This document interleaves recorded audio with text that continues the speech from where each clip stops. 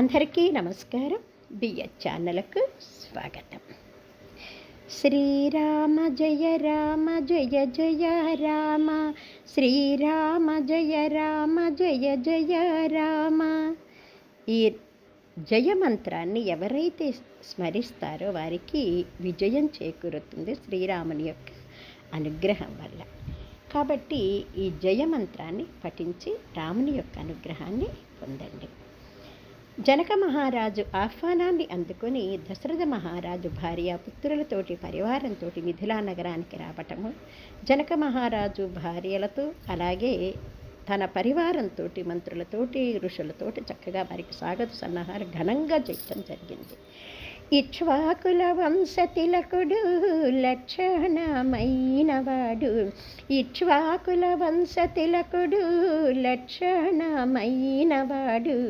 లక్ష్మణాగ్రజుడు శుభలక్షణ శోభితుడు, లక్ష్మణాగ్రజుడు శుభలక్షణ శోభితుడు, కౌసల్యానందనుడు కోదండరాముడు, కౌసల్యానందనుడు కోదండరాముడు, రాజీవనేత్రుడు రణరంగధీరుడు, రాజీవనేత్రుడు రణరంగధీరుడు, రాతిని నాతిని చేసిన పతిత పావనుడు, రాతిని నాతిని చేసిన పతిత పావనుడు, శివుని విల్లు విరచిన శౌర్యుడు, శివుని విల్లు విరచిన శౌర్యుడు, సీతమ్మ మనసు దోచిన సుగుణాభిరాముడు, మా సీతమ్మ మనసు దోచిన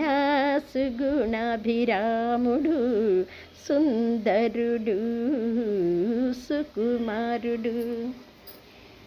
ఇలా జనక మహారాజు ఋషులందరూ పొగిడేసరికి దశరథ మహారాజు మనస్సు ఆనందంతో ఉప్పొంగింది.